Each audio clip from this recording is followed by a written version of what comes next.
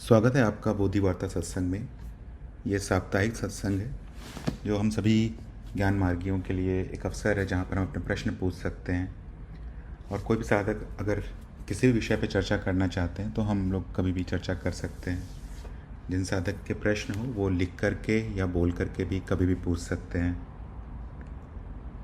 मेरे पास कुछ प्रश्न हैं, मैं उनसे शुरू करता हूँ। पर किसी भी साधक के अगर कोई भी प्रश्न हो तो आप कभी भी बोल सकते हैं। क्या कोई साधक बोल सकते हैं क्या? मेरी आवाज़ आ रही है क्या अभी? जी प्रवीण जी, आवाज आ रही है और धीमी आ रही है, आवाज बढ़ा दीजिए। जी धन्यवाद कीर्ति जी।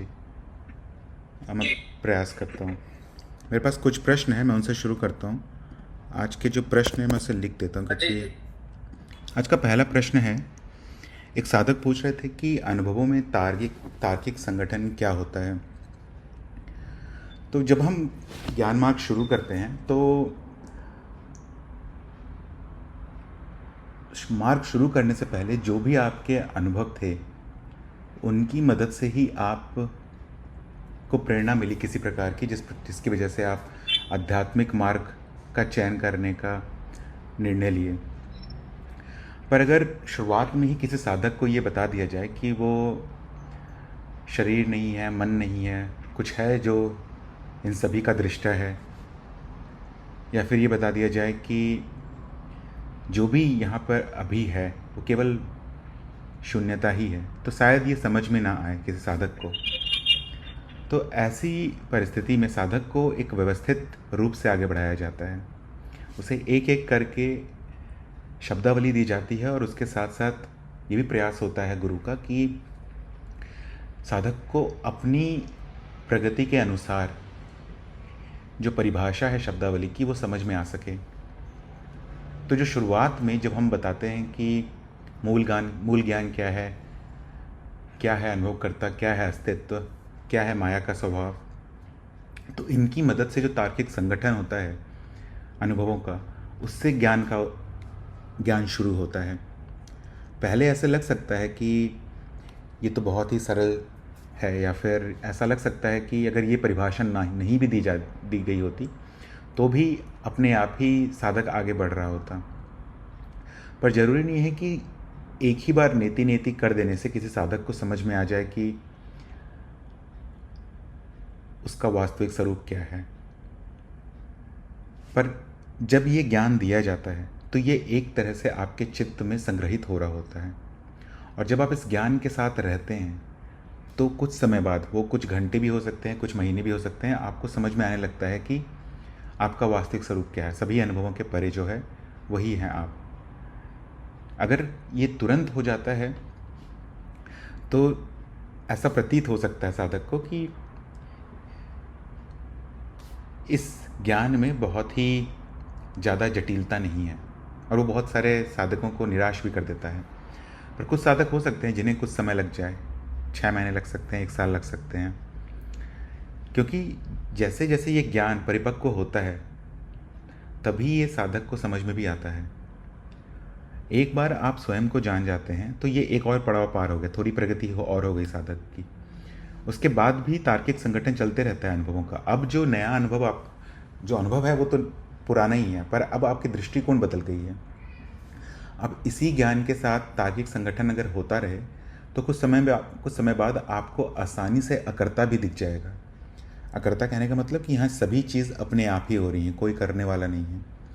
शुरुआत में जब आत्मज्ञान होता है तो शायद उस समय अकर्ता का भाव ना दिखे या ना उत्पन्न हो, पर इस ज्ञान में अगर आप बने रहेंगे तो चित्त को जिस तरह से कार्य करना है वो करता रहेगा, और आपको ये आसानी से दिख जाएगा कि जो भी हो रहा है वो अपने आप ही हो रहा है, कोई करने वाला नहीं है।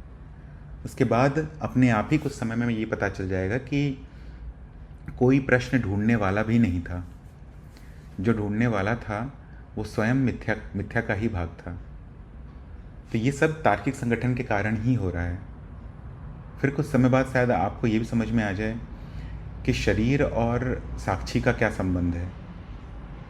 ये ज्ञान में भी समझा दिया जाता है कि जो माया का स्वभाव है या माया का जो संबंध है साक्षी के साथ, वही संबंध आपको दिखेगा। पर ये समझ में आ जाएगा कि क्यों जो शरीर ज्ञान के पीछे भाग रहा था, जबकि ये स्वयं मिथ्या है। इसी तरह से अगर आप आगे बढ़ते रहें तो आपको ये आसानी से दिख जाएगा कि जो भी ये सृष्टि चल रही है आपके सामने अभी, ये एक चलचित्र के समान ही है। यहाँ करने वाला कोई भी नहीं है, ना बात करने वाला कोई है, ना किसी की बात सुनने वाला कोई है। जब दो लोग आपस में बात कर रहे होते हैं तो वहाँ भी कोई वास्तविक संवाद नहीं हो रहा होता है। ये भी आप अगर ज्ञान में बने रहेंगे और नए अनुभवों को नए दृष्टिकोण से देखेंगे, ज्ञान के दृष्टिकोण से, तो कुछ समय में ये भी एक तार्किक संगठन कर लेगा और आपके पास एक नया ज्ञान उपलब्ध हो जाएगा। तो अनुभवों में तार्किक संगठन यही होता है कि आपको पहले आत्मज्ञान हो जाए और उसके बाद जो भी नए अनुभव आ रहे हैं उनकी मदद से आप अपने आसपास की विषयों पर ज़्यादा गहराई से देख पाएंगे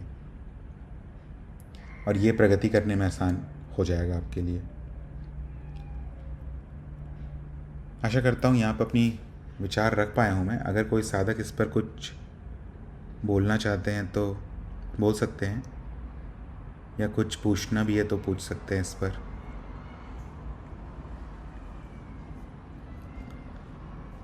मैं तब तक अगले प्रश्न पे बढ़ता हूँ। एक साधक पूछ रहे थे कि जब साक्षी ही सब जानने वाला है तो ऐसा क्यों लगता है कि शरीर को भी अनुभव हो रहा है। ये भी एक बहुत ही स्वाभाविक प्रश्न है। हर बार ऐसा लग सकता है कि यहाँ केवल जानने वाला साक्षी है, अर्थात आप ही हैं अनुभवकर्ता। उसके बाद जो ये गर्मी लगती है वो मुझे कैसे पता चल जाती है। अगर अनुभवकर्ता को पता चल रही है तो ये मुझे कहने का मतलब जो शरीर है उसे कैसे पता चल जा रही है। या फिर जब दो लोग बात कर रहे हैं तो सामने वाले की बात मुझे सुनाई दे रही होगी, तभी तो मैं उसका उत्तर दे पा रहा हूँ। और ये भी यहाँ पर स्पष्ट है कि मैं अनुभव करता हूँ, पर यह भी दिख रहा है कि शरीर वार्तालाप कर रहा है। तो ऐसे परिस्थिति में ये एक बहुत कुछ सभी साधकों को तो नहीं होगा, पर कुछ साधकों को ये प्रश्न आ जाता है कि ऐसा लगने लगता है कि शरीर को भी पता चल रहा है और साथ ही साथ अनुभवकर्ता को भी पता चल रहा है। अनुभवकर्ता को पता चल रहा है, इसमें कोई संदेह नहीं रहता है, पर शरीर को कैसे पता चल रहा है, क्योंकि शरीर तो सभी प्रकार के उत्तरों का उत्तर दे रहा है या सभी प्रकार की परिस्थितियों से जूझ रहा है। ऐसा क्यों होता है? तो यहाँ पर वही जो पहले प्रश्न पे हमने चर्चा किया कि अनुभव में तार्किक संगठन हो रहा होता है। तो जब आप ये देख पा रहे हैं कि सामने वाला व्यक्ति भी बात कर रहा है, तो वहाँ पर भी आप एक कदम पीछे हट सकते हैं। दो लोग जब बात कर रहे हैं तो ये जो पूरी प्रक्रिया चल रही है ये एक चलचित्र के समान ही है। यहाँ दोनों व्यक्तियों को कुछ भी पता नहीं चल रहा है, केवल आपको पता चल रहा है। अब ये प्रश्न आ जाएगा कि अगर दोनों व्यक्तियों को पता नहीं चल रहा है तो अहम को कैसे पता चल रहा है, अहम क्यों स्वामित्व जमा रहा है उस पर। तो ये भी थोड़ा मनन का विषय है, इस पर थोड़ा मनन कर सकते हैं। पर यहाँ पर अहम भी स्वामित्व नहीं जमा रहा है। अहम जो कर रहा है वो भी एक तरह से संस्कार में जो जमा था वो प्रकट कर रहा है। जैसे एक चाबी वाला जो खिलौना होता है उसमें अगर चाबी लगा दें तो वो चलते रहता है, उसी तरह से ये एक संस्कार एक तरह से जमा है। अहम की एक वृत्ति है जिसे पता है कि इस परिस्थिति में ऐसे काम करना है या किसी और परिस्थिति में किसी और तरह से काम करना है। तो जैसे ही वो परिस्थिति उत्पन्न होती है, कोई भी नई परिस्थिति, अहम का जो कार्य है वो करेगा। यहाँ पर ये नहीं हो रहा है कि वो उसे कुछ अनुभव का पता चल रहा है तो वो प्रतिक्रिया दे रहा है। यहाँ पर केवल कारण प्रभाव हो रहा है। एक कारण के बाद जो प्रभाव आना चाहिए था वो प्रभाव आ रहा है बिना किसी बुद्धिमानी के। कोई व्यक्ति ये भी कह सकता है, कोई साधक ये भी सोच सकता है कि मैंने बुद्धि से सोचा, उसके बाद कोई कर्म किया। पर जो बुद्धि से सोचने का जो भ्रम है वो भी एक संस्कार से ही उत्पन्न हो रहा है। वो भी वही चाबी के समान है। जैसे कि धूप है और किसी के पास छाता है तो वो व्यक्ति ऐसा सोच सकता है कि मुझे बुद्धिमानी से काम करना चाहिए और इस छाते को खोलना चाहिए और इससे उसे धूप नहीं लगेगा। पर ये जो तीनों कार्य हुआ, धूप का होना, बुद्धि का चलना और फिर छाते का खुलना, ये तीनों बस एक के बाद एक हो रही घटना है। या उसमें एक चौथी घटना भी जोड़ सकते हैं आप कि अहम बोल रहा है कि मैं ये कर रहा हूँ। ये अहम का बोलना भी बस एक घटना मात्र है। सभी, जैसे एक फिल्म में, एक मूवी में सभी पात्रों को पता होता है उन्हें क्या करना है। एक पात्र कुछ कह देता है तो दूसरा पात्र शुरू कर देता है अपना कार्य या अपना नाटक। उसी तरह से सभी प्रकार की वृत्तियाँ अपना कार्य शुरू कर देती हैं या शुरू की हुई हैं। एक के बाद एक घटना हो रही होती है और आप हमेशा ही पीछे बैठ के सभी घटनाओं को देख रहे होते हैं। और ये चलचित्र, जो जीवन का चलचित्र है, वो इतना सटीक है कि जब तक कोई इशारा ना करे या जब तक कोई समझाए ना, तब तक ये दिखेगा भी नहीं किसी को। जो हम कहते हैं कि अज्ञान फैला हुआ है, अज्ञान फैलने का सबसे बड़ा कारण ही यही है कि जो इस मनुष्य शरीर यंत्र की वृत्तियां हैं वो इस तरह से बनी हुई हैं कि इस अज्ञान से निकलना असंभव है जब तक गुरु ना आ जाएं। तो जो यहाँ पर प्रश्न है कि साक्षी ही सब जानने वाला है, तो शरीर को क्यों अनुभव होता है? शरीर को कभी भी अनुभव नहीं होता है। शरीर केवल किसी कारण का एक प्रभाव कर दे रहा होता है। अगर इस पर कोई साधक कुछ पूछना चाहते हैं या बोलना चाहते हैं या अपने विचार भी बताना चाहते हैं तो बता सकते हैं।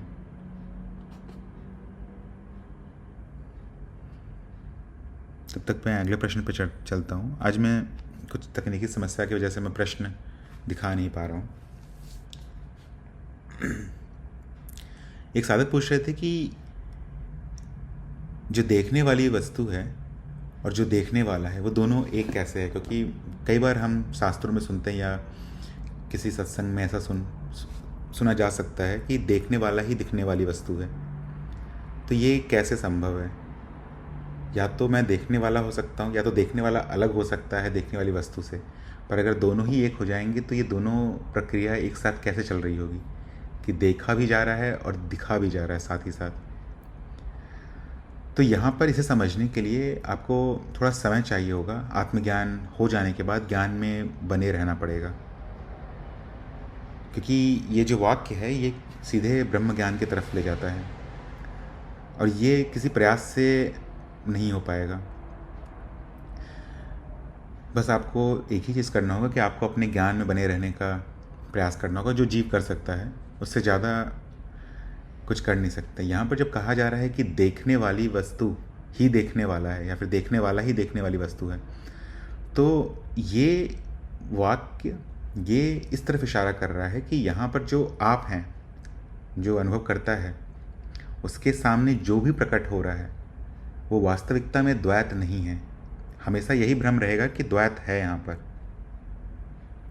अनुभव और अनुभव करता है, पर अगर आप इसमें दूरी ढूंढेंगे या फिर अगर आप ये भी ढूंढने का प्रयास करेंगे कि कौन सा वो स्थान है जहाँ से अनुभव अलग हो जाता है अनुभवकर्ता से, या फिर किस जगह पे ये होता है कि ये जो अनुभव आपके सामने प्रकट है वो किस समय अनुभवकर्ता तक पहुँच रहा है या किस प्रक्रिया के द्वारा पहुँच रहा है। जब आप इस प्रक्रिया को ढूंढने लगेंगे या दूरी को ढूंढने लगेंगे तो आपको कुछ भी नहीं मिलेगा। हर समय जब भी आप प्रयास करेंगे तो आपको द्वैत ही दिखेगा, क्योंकि प्रयास जीव ही करता है और जीव अधिकांश जीव द्वैत के परे नहीं जा सकता है। द्वैत का भी एक भाग है जीव, माया, और माया का भी एक छोटा सा भाग है। अपनी बुद्धि और अपने संस्कार की मदद से जो भी ढूंढ सकता है, जो भी समझ सकता है, समझने का प्रयास करता है। जब आप इस स्तर तक पहुंच जाते हैं जहां पर आप ज्ञान में बने रहते हैं, तब आपके लिए ये सरल हो सकता है कि देखने वाले पर से भी ध्यान हटा दिया जाए और जो दिखने वाली वस्तु है उस पर भी ध्यान हटा दिया जाए, उस पर से भी ध्यान हटा दिया जाए। तो केवल वहाँ पर दिखना बचता है, अर्थात दृष्टि बचती है। न दृश्य न दृष्टा और दृष्टि। और ये बहुत कठिन नहीं है दृष्टि तक आ जाना, जिसे गुरुजी अनुभव क्रिया भी कहते हैं। यहाँ तक आना कठिन नहीं है। यहाँ तक आप प्रयास करके आसानी से आ सकते हैं। थोड़ा समय चाहिए होगा आपको ज्ञान में अपने आप को स्थापित रखने का, या खाली समय भी अगर रहेगा तो आप ये कर सकते हैं, अगर आप ज्ञान में रह पाते हैं तो। फिर दृष्टि में आ जाना, ये जान जाना कि कोई भी चीज़ पृथक नहीं है, अनुभव और अनुभवकर्ता दो नहीं हैं, ये समझ जाना कठिन नहीं होगा। तो जब ज्ञानी जन इस तरफ संकेत कर रहे होते हैं कि वास्तविकता में द्वैत नहीं है, केवल अद्वैत है, तब ये काव्यात्मक रूप से कह दिया जाता है कि देखने वाला ही दिखने वाली वस्तु है। आशा करता हूँ यहाँ पर मैं अपनी बात रख पाया हूँ। अगर कोई साधक कुछ इस पे बोलना चाहते हैं या फिर वो कैसे देखते हैं इस पूरी प्रक्रिया को बताना चाहते हैं, साझा करना चाहते हैं बाकी साधकों से भी, तो बोल सकते हैं।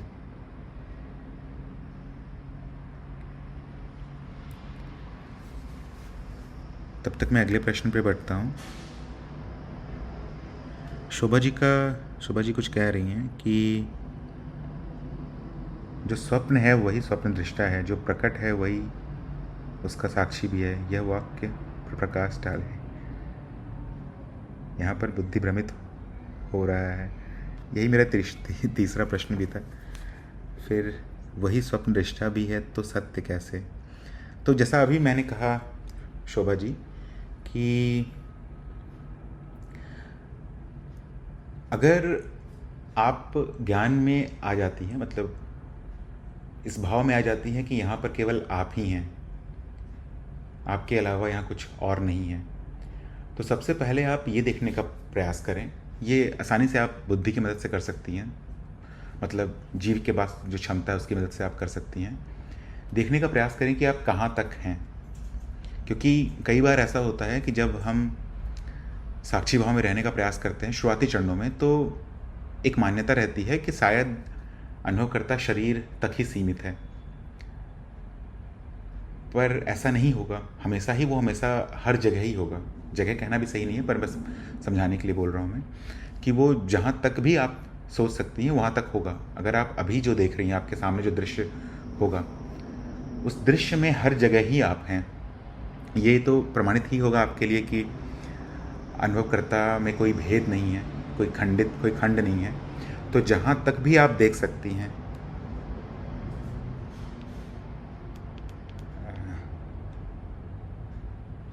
कृष्ण जी आपको आवाज़ सुनाई दे रही है अभी?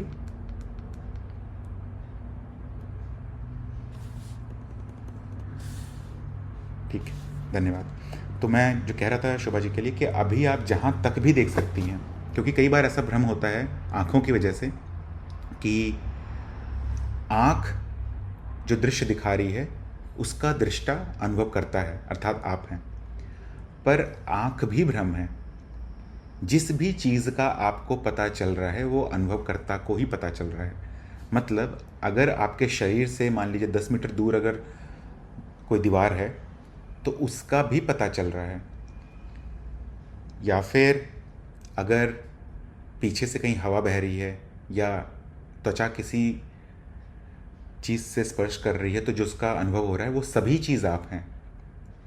जो भी ज्ञान हो रहा है, अस्तित्व की जानने की क्षमता आप हैं। तो जिस भी चीज़ को आप जान पा रही हैं वहाँ तक अनुभव करता है, वहाँ तक अर्थात आप हैं।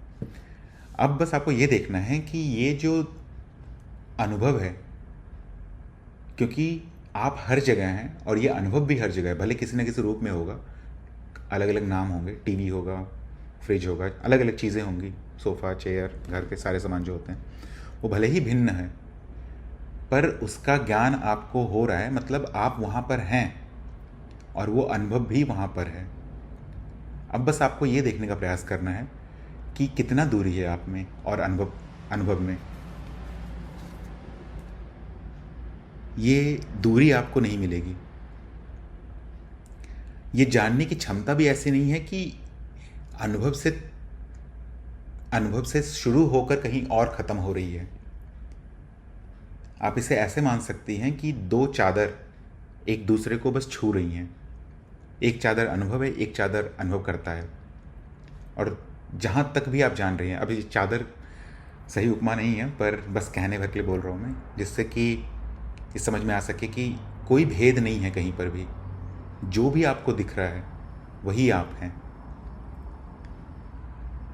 ये जानने की क्षमता और जानने वाली वस्तु ये द्वैत में आ जाती हैं, क्योंकि भ्रम बहुत प्रकार के हैं। ये शरीर का है, मन की जितनी भी वृत्तियाँ चल रही हैं वो हैं, और सामने जितनी वस्तुएं दिख रही हैं उन सब के कारण ये भ्रम प्रकट हो जा रहा है। पर अगर आप अपने आप को सब जगह देख पा रही हैं, देखने का मतलब यहाँ पर है कि जान रही है, प्रमाणित है आपके लिए कि सभी जगह आप हैं,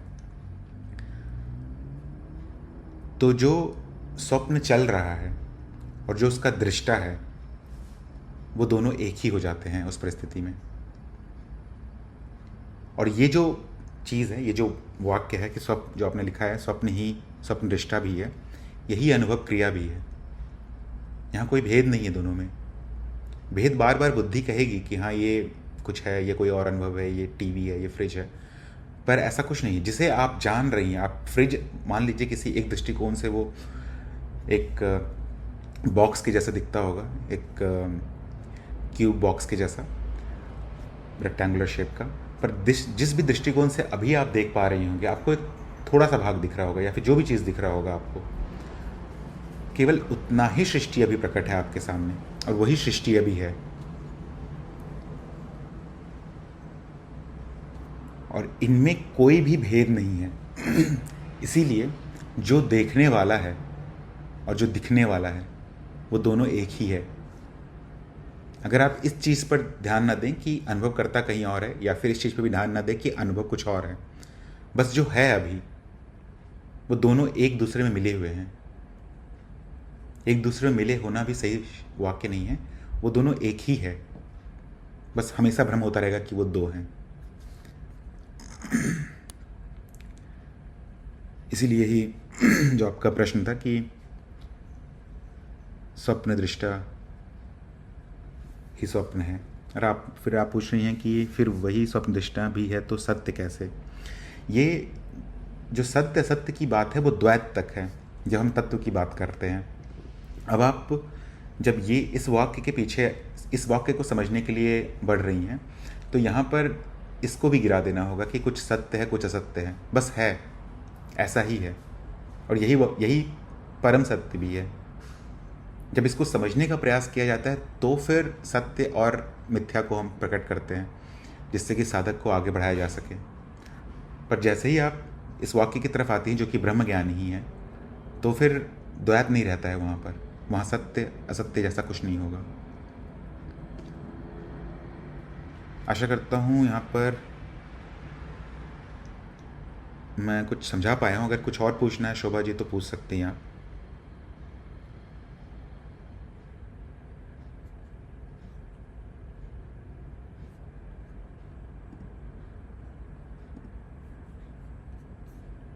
प्रियांशु जी भी कुछ कह रहे थे, अगर कभी ये दुनिया ख़त्म होने वाली हुई तो क्या परिस्थिति होगी। अब इसका तो उत्तर देना बहुत कठिन है प्रियांशु जी, ये तो मुझे नहीं पता कि कैसी होगी। वैसे दुनिया आप सोचें तो हर रात नष्ट हो जाती है। जब आप गहरी निद्रा में होते हैं तो ना अनुभव रहता है ना अनुभव करता रहता है उस समय। जब तक आप मान लीजिए अगर आप स्वप्न में भी जाग सकते हैं, स्वप्न में भी अगर आप साक्षी भाव को ला सकते हैं, तो वहाँ पर भी आपको एक दुनिया दिख जाएगी और उसे जानने वाला दिख जाएगा। पर जब आप गहरी निंद्रा में होते हैं तो क्या होता है कोई नहीं जानता, कुछ भी समझाना संभव नहीं है वहाँ पर। पर ये वास्तविकता में अगर आप पूछ रहे हैं कि ये भौतिक जगत जो हमारे सामने प्रकट है, अगर वो नष्ट होने वाली होगी तो क्या होगा, ये काल्पनिक बातें हो जाएंगी। मैं कुछ भी बताऊंगा वो काल्पनिक ही होगा, क्योंकि मुझे भी नहीं पता है इसका उत्तर, या कहीं से सुन के कुछ बोलूँगा मैं, उसका कोई अर्थ नहीं होगा। पर अगर आप कुछ और पूछना चाहते थे प्रियांशु जी तो आप बोल सकते हैं, या लिख के भी भेज सकते हैं, जो भी आपको सही लगे। हम प्रियांशु जी कुछ और भी कह रहे हैं कि देखिए हम मल्टीवर्स में हैं। रामायण में भी काकभूषण ने 100 बार यूनिवर्स होने का दावा किया है। हाँ, मल्टीवर्स जैसा आप कह सकते हैं, अलग अलग प्रकार के लोग हैं। अब जो मैं कह रहा हूँ वो मेरे अनुभव में नहीं है, बाकी गुरुजनों के द्वारा कही गई बातें हैं कि अलग अलग लोग तो हैं यहाँ पर। कम से कम एक लोग को तो आप आसानी से जान सकते हैं जो आपके सामने प्रकट है, और दूसरा जो आप स्वयं निर्माण करते हैं जिसका अपने स्वप्न में, और उस स्वप्न में भी हर रात आप अलग अलग ब्रह्मांडों का निर्माण करते हैं। तो यहाँ से तर्क लगाया जा सकता है कि अगर एक छोटा सा मनुष्य स्वप्न में एक सृष्टि का निर्माण कर सकता है, तो जो बड़े गुरुजन हैं या बड़े देवी देवता हैं वो पता नहीं क्या कर सकते हैं, वो अनंत गुना ज़्यादा कार्य कर सकते हैं शायद।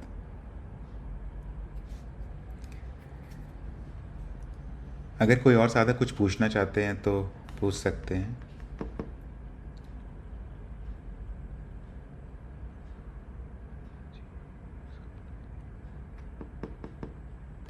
तब तक मैं अगले प्रश्न पे बढ़ता हूँ। एक साधक पूछ रहे थे कि साक्षी भाव हर समय रखना कठिन है, इसे कैसे करें। तो ये मेरे ख्याल से सभी साधकों का शुरुआत में होता है कि साक्षी भाव रखना कठिन होता है। कई बार ऐसा हो सकता है कि साधक समझ तो जाते हैं कि आत्मज्ञान क्या है, वो सभी अनुभवों के परे है, पर उसके बाद भी ऐसा कुछ मान्यता हो सकती है जिसे वो ना देख पाएँ, और उसकी वजह से साक्षी भाव सही तरह से ना रख पाएँ।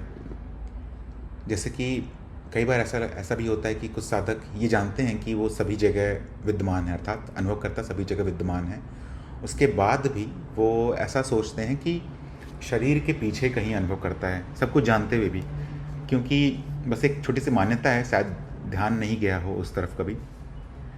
तो पहले आप ये कर सकते हैं कि एक बार लिख लें कि आपकी परिभाषा क्या है, और जो भी लिखें उस पर मनन कर सकते हैं एक बार, क्योंकि जब आप मनन करेंगे तो जो मान्यता होगी वो आपको आसानी से दिख जाएगी। जब मान्यता हट जाएगी तो फिर मेरे ख्याल से साक्षी भाव रख पाना थोड़ा आसान हो जाएगा। उसके बाद भी अगर जीवन की परिस्थिति गंभीर हो या फिर कोई ऐसा कार्य आ जाए जिसमें बहुत ज़्यादा बुद्धि की ज़रूरत हो, तो शुरुआती चरणों में साक्षी भाव हट सकता है, पर आप अपनी मान्यताओं को हटा सकते हैं बस लिख कर, जो भी आप समझते हैं अपने स्वयं के बारे में, क्योंकि स्वयं का ज्ञान तो हो ही सकता है, पर फिर भी अगर उसको शब्दों में लिखना चाहें तो आप लिख लीजिए एक बार, और हटाने का प्रयास करें जहाँ पर भी आपको कोई मान्यता दिख जाए। सबसे सरल मेरे ख्याल से यही है कि आप ये जानिए कि यहाँ पर एक चलचित्र चल रहा है, ये सृष्टि पूरी एक चलचित्र ही है, 3D मूवी होता है, उसी की जैसे एक चल रहा है एक 3D मूवी। जो सामने का कोई भी अनुभव हो, जगत का कोई भी अनुभव हो, उसको आप देख रहे हैं एक सिनेमा की तरह। जो शरीर है, जो आपके शरीर के अंग हिल रहे हैं, हाथ पैर जीवा जो भी चल रहा है, वो भी इस 3D मूवी का एक भाग है। यहाँ तक कि जो मानसिक गतिविधियाँ भी चल रही हैं वो भी इस 3D मूवी का भाग है। जहाँ पर भी ध्यान जाए वो सब 3D मूवी का ही भाग रहेगा, क्योंकि आप हमेशा जानने वाले ही रहेंगे, तो आप कहीं पर भी इस उपमा को लगाएंगे आप हमेशा ही पीछे रहेंगे, फिर जो बचेगा वो साक्षी ही रहेगा। अगर आप देख रहे हैं इस पूरी दुनिया को, इस लीला को देख रहे हैं, तो फिर साक्षी भाव ही बचता है। पर आप लिख कर अपनी मान्यताओं को खंडित कर सकते हैं स्वयं ही, क्योंकि बहुत बार ऐसा होता है कि मान्यता हटाना कठिन हो जाता है, पता भी नहीं चलता, इतना छोटा छोटा मान्यता होता है कि जब तक साधक किसी और साधक से चर्चा ना करे या गुरु से चर्चा ना करे, तब तक सभी मान्यताओं को हटा पाना थोड़ा कठिन हो सकता है। आशा करता हूँ मैं अपनी बात रख पाया यहाँ पर। अगर कोई साधक कुछ और बोलना चाहते हैं या पूछना चाहते हैं, या फिर अगर अपने विचार भी बताना चाहते हैं कि वो साक्षी भाव की साधना कैसे कर रहे हैं, तो बता सकते हैं।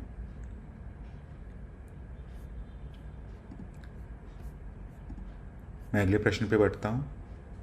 एक साधक पूछ रहे थे कि मैं हर परिस्थिति में ही हूँ, मैं हर परिस्थिति में ही अनुभव करता हूँ, तो क्या साक्षी भाव रखने का प्रयास करना उचित है? हाँ, देखिए, आप अनुभव करता हैं, ये प्रमाणित हो गया, आपको आत्मज्ञान हो गया, आप समझ गए हैं, पर अगर उस ज्ञान में आप नहीं रह पा रहे हैं तो फिर प्रयास करना जरूरी है। और अगर आप उस ज्ञान में रह पा रहे हैं तो ये प्रश्न नहीं आएगा कि प्रयास करना उचित है या नहीं है। बस ऐसा हो सकता है कि कभी कभी शुरुआती चरणों में ऐसा लगे कि मैं तो सब जगह हूँ ही पहले से, मुझे याद रहे या ना रहे मैं तो रहूँगा ही। और फिर एक भ्रम पैदा हो सकता है साधक के अंदर कि क्या लाभ इस ज्ञान को बनाए रखने का, जब मैं तो हूँ ही, मैं तो कहीं नहीं जा रहा हूँ। हाँ, पर आपको ये सोचना पड़ेगा कि जिसे इस अज्ञान से बाहर निकलना है, क्या वो साक्षी है या वो ये जीव ही है, या वो ये माया का भाग ही है जो निकलना चाहता है यहाँ से। जब तक ये ज्ञान स्पष्ट रूप से बैठ नहीं जाता है तब तक मेरे ख्याल से प्रयास करना ही चाहिए साधक को, क्योंकि ये माया इतनी शक्तिशाली है कि आप बार बार जीव बन जाएंगे।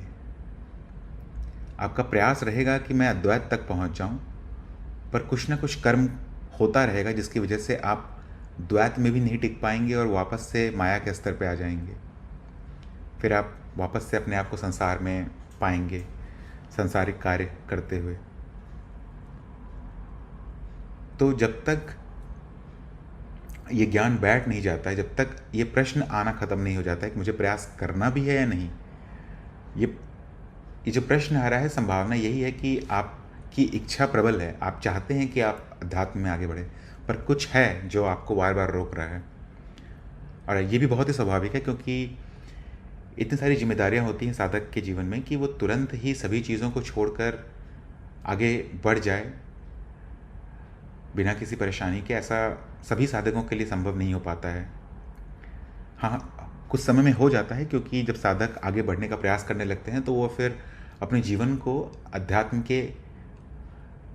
की ओर मोड़ देते हैं, जिससे कि उनका अध्यात्म सही दिशा में चलता रहे, उनके जीवन का प्राथमिक लक्ष्य ज्ञान ही हो जाए और जीवन चलता रहे। शुरुआत में ऐसा होगा कि अभी आप एक प्रकार के जीवन में चल रहे थे या चल रहे होंगे अभी भी, वहाँ पर आपका प्राथमिक लक्ष्य कुछ और होगा, उत्तरजीविता से संबंधित होगा, और वो बहुत ही स्वाभाविक है, इसमें कोई बुरी बात नहीं है। सभी साधक ऐसे ही होते हैं, शुरुआत में सभी का लक्ष्य कुछ और ही होता है। उनमें से कोई एक दो लक्ष्य पहले, दूसरे, तीसरे नंबर पर ज्ञान होता है, और उसमें भी पूरा शक्ति नहीं लगा पाते हैं, क्योंकि बाकी बंधन खींच रहे होते हैं साधक को।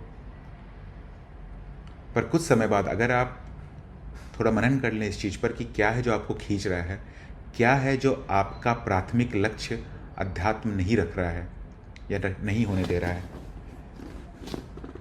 जो भी कारण होगा, बहुत ज़रूरी कारण ही होगा, ये तो निश्चित ही है जिसकी वजह से ऐसा हो रहा है। पर अगर उस पर आप एक बार मनन कर लें और प्रयास कर लें कि उसे कैसे करना है, साक्षी भाव को बनाए रखते हुए, या फिर अध्यात्म को साथ लेके चलते हुए कैसे आप अपने बाकी जिम्मेदारियों को, बाकी बंधनों को कैसे सुलझा सकते हैं, इस पे थोड़ा ही मनन कर लें तो आपको समझ में आ जाएगा। और फिर उसके बाद जब एक बार आपके जीवन का प्राथमिक लक्ष्य ही साक्षी भाव हो जाएगा या फिर ज्ञान में बने रहना रहेगा, तो फिर ये प्रश्न नहीं आएगा।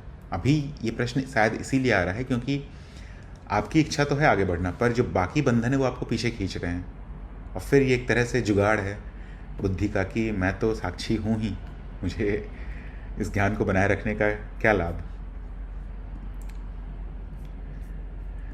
तो ये मेरा सुझाव है। पर सभी साधक, क्योंकि ये इतना व्यक्तिनिष्ठ चीज़ है कि सभी साधक को अपना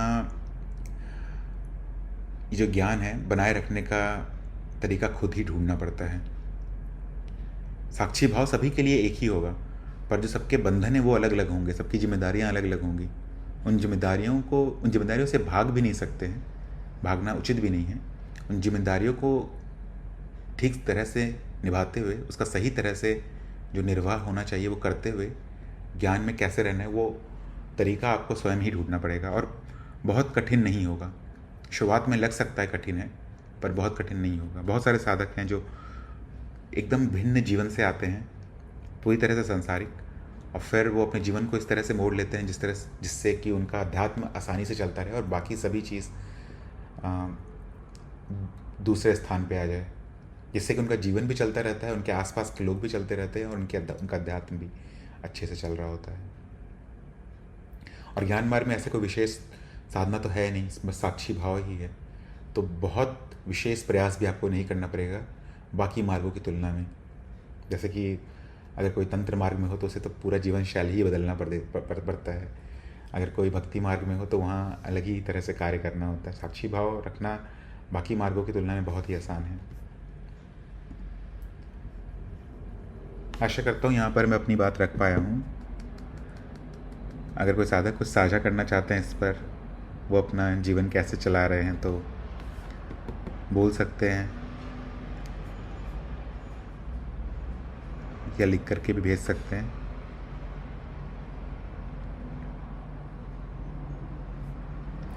मैं अगले प्रश्न पे बढ़ता हूँ। एक साधक पूछ रहे थे कि कैसे जान सकते हैं कि कौन कौन सी मान्यताएं मेरे अंदर है। तो जैसे मैं पहले भी कह रहा था कि ये बहुत आसान नहीं है। एक एक मान्यता को अगर आप देखने जाएंगे तो एक बहुत लंबा समय लग जाएगा आपको। सबसे सरल यही है कि आप सीधे साक्षी भाव में आ जाएं। वहाँ पर आने से जो भी मान्यता होगी वो अपने आप ही खंडित हो जाएगी। अगर आप सीधे साक्षी भाव में आते हैं तो फिर क्या है मान्यता, ये आप तुरंत बता सकते हैं। ये जगत जो भी दिख रहा है आपको, जो भी नाम रूप आपके सामने प्रकट है, वो मान्यता है। ये शरीर जिसे आप शायद पहले मैं कहते थे, जिसके लिए जीवन सबसे ज़रूरी था, वो भी मान्यता है। उसके बाद जो मानसिक अनुभव है, जो ये बार बार भ्रम पैदा करता रहेगा कि मुझे ये चाहिए वो चाहिए, या फिर जीवन को ऐसा होना चाहिए वैसा होना चाहिए, वो भी मान्यता ही है। इसके अलावा कोई भी अनुभव नहीं बचता है। जगत, शरीर और मन। तो एक ही बार में आप सारी मान्यताओं को त्याग देंगे सीधे साक्षी भाव में अगर आप रहते हैं। साक्षी भाव अर्थात ये सभी चीज़ मेरे सामने प्रकट है, बस मैं दृष्टा हूँ और ये सभी चीज़ मेरे सामने चल रही है, जिसमें मैं लिप्त नहीं होता हूँ, बस देखता हूँ। जब ये शरीर कार्य भी कर रहा होता है तो भी मैं शरीर को कार्य करते देखता हूँ पीछे से, कभी भी लिप्त नहीं होता हूँ किसी भी कार्य से। जब मैं गुस्सा भी करता हूँ, या जब मैं बुरी बात भी बोलता हूँ, या जब मैं अच्छी बात भी बोलता हूँ, या जब मैं किसी का भला भी करता हूँ, तो भी मैं लिप्त नहीं होता हूँ। मैं पीछे ही रहता हूँ सभी अनुभवों के। कुछ भी करके मैं कभी भी लिप्त नहीं हो सकता। बस आप इस भाव में रहेंगे तो सभी मान्यताएं अपने आप ही नष्ट हो जाएंगी। या फिर आपको दिख जा रहा है कि यहाँ पर कोई भी मान्यता बचती नहीं है। उसके बाद अगर कोई मान्यता छूट भी जा रही है तो कोई फ़र्क नहीं पड़ता है, क्योंकि आप सभी चीज़ का त्याग कर चुके हैं पहले ही। आप अपने ज्ञान में हैं। तो सभी मान्यताओं को त्यागने का एक ही उपाय है, सीधे साक्षी भाव में आ जाएं। आशा करता हूँ यहाँ पर मैं अपनी बात रख पाया हूँ। अगर कोई साधक कुछ बोलना चाहते हैं तो बोल सकते हैं। आज के मेरे इतने ही प्रश्न थे। आप प्रणाम, बोलिए। जी, आपने दो प्रश्न पहले जो प्रश्न रखा था ना, साधक का था कि साक्षी भाव में कैसे रहा जाए, है ना, जिसमें जो सबसे सारी समस्या होती है। हाँ हाँ। तो कुछ तरीके ऐसे हैं जिससे कि साक्षी भाव में मतलब अच्छा प्रगति, मतलब साक्षी भाव ज्यादा रहने लगता है। हाँ हाँ। और मैंने बताया है 2-4 लोगों को, सबसे साथ अच्छा ही हुआ है उस प्रयोग में ना, बहुत सुंदर प्रयोग है ये। गुरु जी का ही बताया हुआ है। शायद हम लोग ज्ञान दीक्षा कार्यक्रम में वो सुनते हैं जो ऑडियो, तो उसको हम लोग ध्यान पूर्वक नहीं सुन पाते। गुरु जी ने वहाँ पे बहुत सुंदर से बताया है कि एक सबसे बहुत अच्छा है कि आप दिन मान लीजिए साक्षी भाव मेरा नहीं रहता है, तो मैं क्या करूँगी, सोने से पहले नियम बना लूँगी कि सोने से पहले जब मैं बिस्तर से सोने जाऊँगी, उससे जस्ट पहले है ना, कि 5 मिनट के लिए बैठूँगी या 10 मिनट के लिए, और साक्षी भाव में जो दिन भर कार्य की हूँ, है ना, जितना याद आ रहा है उन सबको साक्षी भाव में दोहरा लूँगी। बस सारे कर्मों को जितना याद आ रहा है ना, तो वो भी साक्षी भाव की तरह ही प्रभाव दिखाएगा। और ऐसे में क्या होगा, हमारे चित्त में एक संस्कार पड़ेगा, क्योंकि हमने नियम बनाया है सोने से पहले का, तो वो 100% याद आएगा ही आएगा। पर जाते ही याद आएगा कि हम मुझे ये प्रयोग करना है। तो उस वक्त जब हम उसको हर बार दोहराएंगे, है ना, तो वो दोहराएंगे तो हमें दिन के समय में भी बार बार याद आएगा, मेरे साक्षी बात का। और जैसे ही याद आएगा तो फिर थोड़ी देर के लिए सही, आधा सेकेंड के लिए, 1 सेकेंड के लिए ही सही, ताकि हवा आ जाएगा फिर से।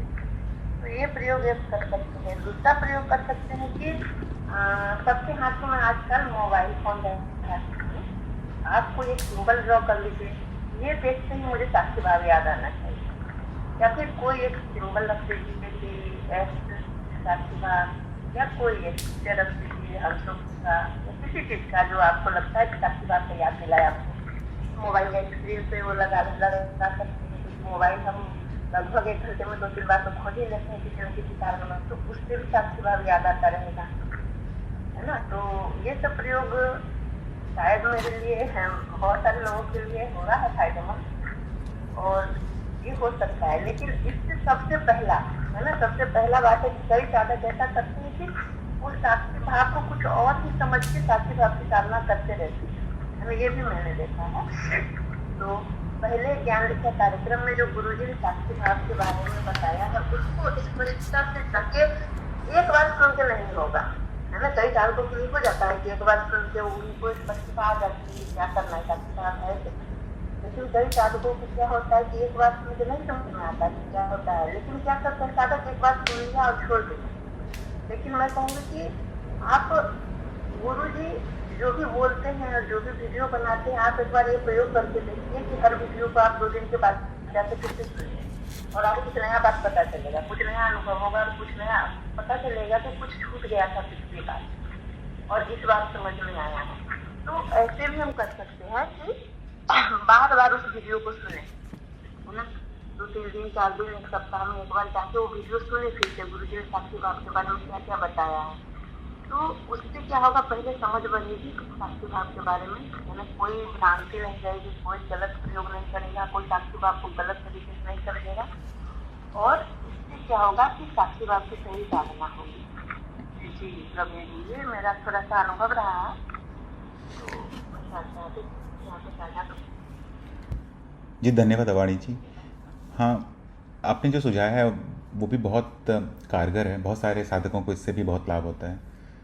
जैसा आपने कहा कि सोने से पहले एक बार पूरे दिन भर की जो भी कार्य हैं, अगर उसे साक्षी भाव में दोहरा लिया जाए तो ये भी बहुत ही लाभदायक है। क्योंकि बाकी साधकों के लिए बस मैं कह रहा हूँ कि जैसा साक्षी भाव का जो मुख्य प्रभाव है वो यही है कि आपको आपके ज्ञान में स्थापित करने में सहयोग देता है। मतलब जो भी स्मृति है जो बार बार आपको यह दोहराती है, ये बताती है कि आप शरीर हैं,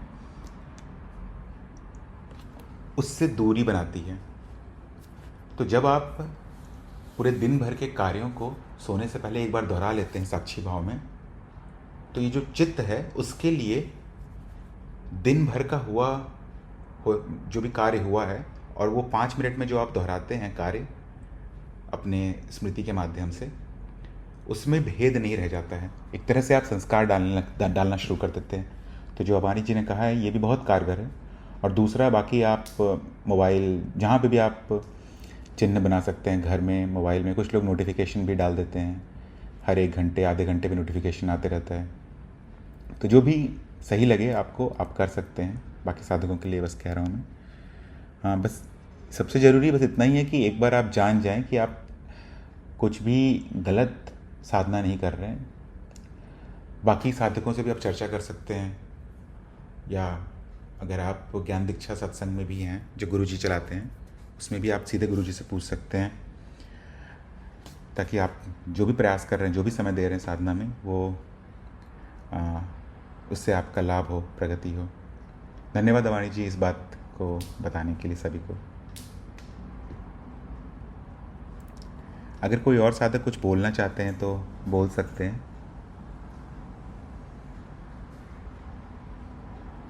नहीं तो आज का सत्संग हम समाप्त करते हैं। सत्संग में जुड़ने के लिए सभी साधकों को धन्यवाद।